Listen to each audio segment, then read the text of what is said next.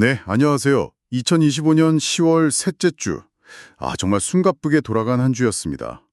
여러분이 보내주신 25년 42주차 증시, 코스피 V자 반등과 3,700 돌파, 이 분석 보고서를 가지고 좀 깊게 파헤쳐보는 시간을 갖겠습니다. 네, 안녕하세요. 정말 다이나믹했죠, 이번 주? 네, 이번 주 저희의 뭐랄까 미션은 아주 명확합니다.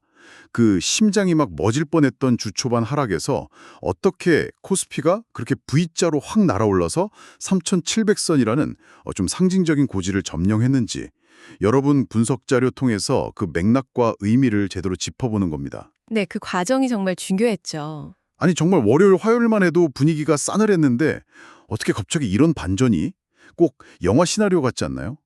여러분 분석 보고서 첫 장에 그 차트만 봐도 와 정말 극적이더라고요. 네, 그 차트 저도 봤는데 정말 드라마틱했습니다. 자, 그럼 이 놀라운 반전 드라마 어디서부터 시작된 건지 한번 같이 들어가 볼까요? 네, 좋습니다. 이번 주 시장을 딱 한 단어로 하면 여러분 분석 첫 줄에도 나와 있듯이 상저하고 딱 이거였어요. 주 초반엔 다들 아유 이거 어떡하나 했는데 주 후반엔 하다가 그냥 확 끝나버렸어요. 맞습니다. 그 주 초반 하늘하기 생각보다 좀 깊었죠. 월요일, 화요일 이틀 연속 코스피가 빠지니까 이러다 3,500 깨지는 거 아니야? 이런 불안감이 확 퍼졌었어요. 네네. 여러분 보고서에도 그때 투자 심리가 좀 위축됐다는 지표들이 보이더라고요. 근데 수요일부터 분위기가 완전히 정말 180도 달라졌습니다. 그렇죠. 특히 수요일하고 목요일 이틀 동안 보여준 코스피의 그 폭발적인 상승세는 와 정말 인상적이었죠. 보고서에서 결정적 변곡점이라고 하신 부분이 바로 여기 같아요. 숫자로 보니까 더 와닿는데요. 주간 전체로 코스피가 무려 188.44포인트. 퍼센트로는 5.31%나 급등해서 3,748.89포인트로 마감했어요.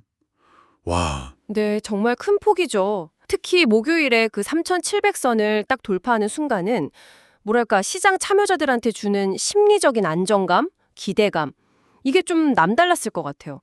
여러분 분석에서도 이 3,700 돌파 의미를 그냥 숫자로만 보시진 않더라고요. 네, 그 상징성이 분명히 있었죠. 근데 여기서 또 재밌는 게 같은 기간에 코스닥은 분위기가 좀 달랐다는 거 아니겠습니까? 맞아요. 코스닥은 좀 조용했죠. 주간 상승률이 0.44%, 포인트로는 3.76포인트 올라서 859.54포인트. 물론 하락은 아니니까 선방했다고 할 수도 있겠지만 코스피의 그 뜨거운 열기랑 비교하면 온도 차이가 확 느껴져요. 이건 옆 동네는 막 축제인데 우리 동네는 그냥 조용한 느낌. 바로 그 지점입니다. 여러분 분석 보고서에서도 이 디커플링, 그러니까 탈동조화 현상을 꽤 비중 있게 다루고 계시더라고요. 네, 맞아요. 단순히 지수 차이뿐만 아니라 그 뒤에 숨어 있는 수급 쏠림 문제라던가 또 시장 참여자들의 전략 변화 같은 것까지 짚어주셨죠. 이 부분 뒤에서 좀 더 깊게 얘기 나눠보면 아주 흥미로울 것 같습니다. 확실히 이번 주는 다 같이 가자 이런 장은 아니었어요. 좋습니다. 그럼 이번 주 이야기의 완전 핵심이죠. 코스피의 극적인 V자 반등부터 좀 더 자세히 들여다보죠. 여러분 보고서의 날짜별로 정리된 지수 흐름을 보면 정말 손에 땀을 쥐게 하는데요. 네, 그 흐름이 아주 극적이었죠. 월요일에 0.7% 빠져서 3,584.55로 시작했고요. 화요일 14일에는 0.63%더 내려가서 3,561.81까지 갔어요. 이때까지만 해도 분위기는 완전 뭐랄까 냉각 상태였죠. 맞아요. 그때는 정말 좀 불안했어요. 투자자들 사이에서는 일단 피하고 보자 이런 심리가 강했을 겁니다. 보고서에도 그때 개인 투자자들이 좀 사긴 샀지만 지수 하락 맞기엔 좀 역부족이었다 이렇게 분석돼 있네요. 그쵸. 근데 바로 다음 날 수요일에 도대체 무슨 일이 있었던 걸까요? 갑자기 2.68%나 급등하면서 3,657.28로 확 올라섰습니다. 이게 시작이었어요. 네, 완전 반전이었죠. 그리고 다음 날인 목요일에는 더 강하게 무려 2.49%나 폭등하면서 단숨에 3,700선을 그냥 넘어버렸어요. 3,748.37까지 치솟았습니다. 이틀 만에 지수가 5% 넘게 오른 거예요. 와. 정말 대단했죠. 금요일엔 0.01% 살짝 오르면서 3,748.89로 이제 숨고르기 하면서 마무리를 했고요. 이 V자 반등 곡선 정말 예술 아닙니까? 맞아요. 여기서 제일 흥미로운 질문은 그럼 누가 이걸 만들었냐 이건데요. 그리고 여러분 분석은 답을 딱 제시하고 있어요. 바로 외국인하고 기관의 합작품, 소위 말하는 쌍끌이 매수였다는 거죠. 네, 맞습니다. 이 부분이 이번 주 시장의 진짜 핵심 동력이었어요. 네. 여러분 보고서에 나온 그 수급 데이터를 보면 더 명확해지는데요. 외국인 투자자들 주 초반 화요일까지만 해도 순매도 기조였거든요. 근데 수요일부터 갑자기 막 사기 시작하더니 특히 목요일, 금요일에 각각 6,532억, 4,441억 원 어마어마한 금액을 순매수했어요. 와, 정말 엄청난데요? 그래서 주간 전체로는 9,269억 원 순매수를 기록했죠. 기관 투자자들도 패턴이 거의 비슷했습니다. 주 초반은 좀 팔았는데 수요일, 목요일에 각각 7,512억, 7,428억 원을 아주 공격적으로 사들였어요. 기관도 같이 들어왔군요. 네, 금요일엔 조금 팔았지만 주간 전체로는 2,469억 원 순매수를 기록했습니다. 그러니까 이틀 동안 외국인이랑 기관이 쏟아부은 돈만 해도 엄청난 거죠. 정말 작정하고 샀다. 이 표현이 딱 맞네요.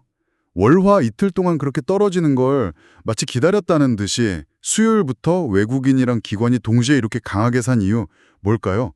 여러분 분석에서는 어떤 점들을 보고 있나요? 여러 번 분석 보고서에서는 몇 가지 가능성을 얘기하고 있습니다. 첫째는 국내 증시 펀더멘털에 대한 긍정적인 시각이 여전히 유지되고 있다 이런 점이고요. 둘째는 주 초반 하락을 오히려 굉장히 매력적인 저가 매수 기회다 이렇게 판단했을 가능성이 크다는 거죠. 아, 기회로 봤다. 네, 특히 보고서에서는 외국인이랑 기관 이 두 큰 선들이 거의 동시에 비슷한 강도로 매수에 나섰다는 점에 주목하고 있어요. 마치 서로 신호라도 주고받은 것처럼요. 네네. 이런 동반 매수가 아니었다면 그렇게 짧은 기간에 V자 반등을 만들기는 어려웠을 겁니다. 시장의 불안 심리를 그냥 한 방에 잠재워버린 거죠. 정말 거대한 두 축이 시장을 그냥 확 밀어 올린 그런 형국이네요.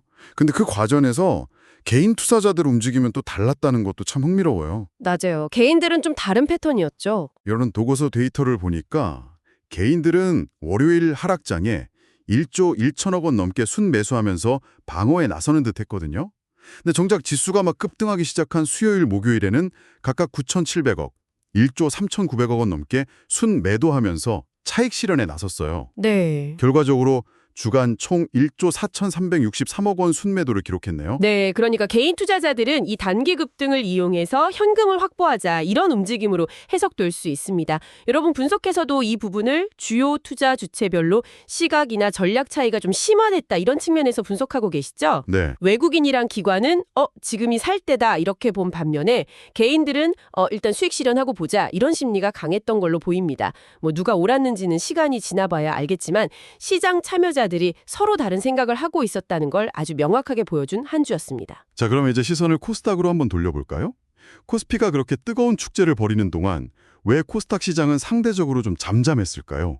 여러분 보고서에 나온 코스닥 주간지수 흐름을 다시 한번 짚어보겠습니다. 네, 코스닥은 좀 아쉬웠죠. 월요일 13일 0.12% 상승으로 나쁘지 않게 출발했는데 화요일 14일에 1.46% 꽤 큰 폭으로 하락해서 847.96까지 밀렸어요.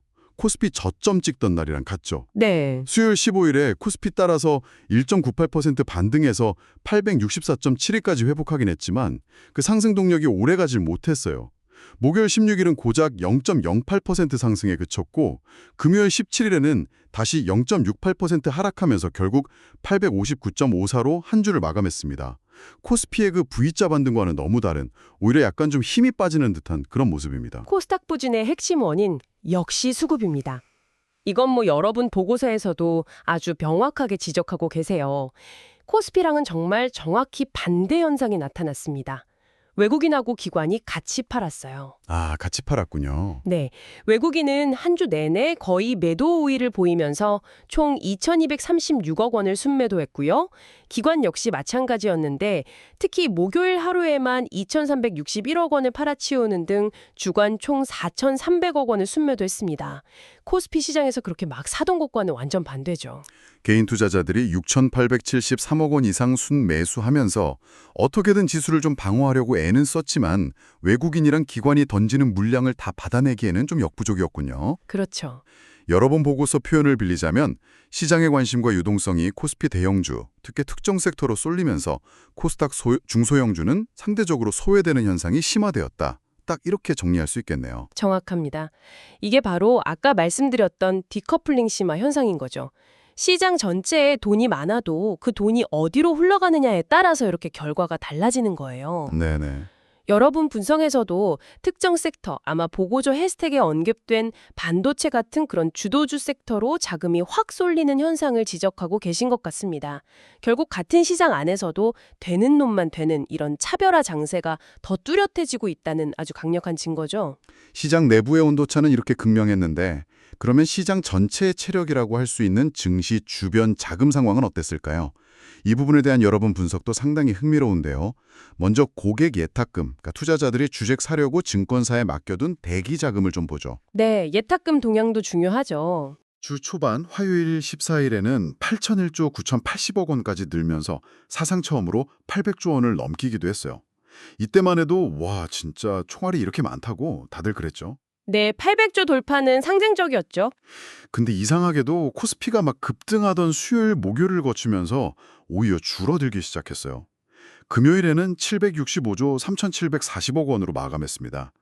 주간 전체로 보면 고작 73억 원 증가에 그쳐서 뭐 거의 변동이 없었다고 봐도 될 정도예요. 네, 이 부분은 해석이 좀 필요합니다. 코스피가 그렇게 뜨겁게 달아올랐는데도 새로운 대기 자금이 막 쏟아져 들어오지는 않았다는 뜻이니까요. 네. 여러분 분석에서도 몇 가지 가능성을 제시하고 있죠. 첫째는 투자자들이 추가 상승에 대해서 여전히 좀 신중한 태도를 보이고 있다. 둘째는 이미 들어올 돈은 상당 부분 시장 안으로 들어와 있다. 또는 셋째, 급등 과정에서 차익 실현한 개인 투자자들 돈이 예탁금으로 다시 쌓이지 않고 뭐 다른 데로 갔을 수도 있다. 어느 쪽이든 예탁금만 보면 시장 열기가 뭐 과열 수준은 아니다. 이렇게 볼 수도 있겠습니다. 그런데 또 다른 자금 지표인 신용융자 잔고는 완전 반대 흐름을 보였다는 게 문제입니다. 이건 투자자들이 증권사에서 돈 빌려서 주식 투자한 금액, 소위 비투 규모를 보여주는 거잖아요. 네, 신용잔고는 좀 늘었죠. 여러분 보고서에 따르면 이 신용잔고가 주 초반 월요일에 232조 4천억 원대에서 시작해서 꾸준히 증가세를 보였어요. 쉬지 않고 늘어서 금요일에는 237조 7,580억 원을 기록했습니다. 한 주 동안 무려 4,300억 원이나 불어난 거예요. 바로 이 지점이 현재 시장의 좀 불안 요인이자 여러분 분석에서도 약간 경고 시그널로 강조하고 있는 부분입니다. 신용잔고 증가는 물론 시장 반등에 대한 기대감을 반영하는 측면도 있어요. 레버리지를 써서 더 큰 수익을 노리려는 심리가 살아나고 있다는 거죠. 네. 단기적으로는 이게 매수세를 좀 뒷받침하는 힘이 될 수도 있습니다. 하지만 반대로 생각하면 시장이 예상과 다르게 조정을 받거나 변동성이 커지면 이 비투 물량이 언제든 시장 하락을 더 가속화하는 폭탄이 될 수 있다는 거죠. 말 그대로 양날의 검인 셈입니다. 그렇죠. 예탁금은 별로 안 늘었는데 신용잔고만 늘어나는 상황. 이게 썩 건강해 보이지는 않아요. 그렇군요. 정말 짚어봐야 할 포인트가 많은 한 주였습니다. 자, 그럼 42주차 시장의 핵심적인 특징들을 여러분의 분석 보고서를 바탕으로 다시 한번 정리해 볼까요? 네, 한번 정리해보죠. 첫째, 뭐니 해도 코스피의 그 극적인 V자 반등과 3,700선 돌파. 주 초반 불안감을 완전히 뒤엎는 아주 강력한 반전이었고 시장이 아직 에너지가 남아있다는 걸 보여줬습니다. 특히 여러분 보고서에서 그 시각적으로 보여준 수요일 목요일의 가파른 상승각도 정말 인상 깊었습니다. 네, 그 상승세는 정말 강했죠. 둘째, 이 강력한 랠리의 주역은 명확했습니다. 바로 외국인과 기관의 쌍끌이 매수였죠. 여러분 분석에서 강조했듯이 이 두 주체가 동시에 매수세로 전환한 게 시장 분위기를 바꾸는 결정적인 분기점이었습니다. 네, 그게 결정적이었어요. 셋째, 코스피의 화려한 복귀에도 불구하고 코스닥은 상대적으로 소외되는 디커플링 현상에 더 심화되었다는 점입니다. 여러분 분석처럼 수급 쏠림과 시장 내 차별화가 아주 중요한 키워드로 떠올랐습니다. 그래서 이 모든 복합적인 신호들이 우리에게 던지는 질문은 딱 이거죠. 그래서 다음 주는 어떻게 될 건데. 여러분 분석 보고서도 결론 부분에서 이 점을 아주 집중적으로 다루고 있더라고요. 이제 시장은 좀 새로운 국면으로 접어들 가능성이 높습니다. 바로 유동성 장세에서 실적 장세로 넘어갈 수 있다는 가능성이죠. 아, 실적 시즌이군요. 네, 핵심은 다음 주부터 본격적으로 시작되는 3분기 어닝 시즌, 즉 기업 실적 발표입니다.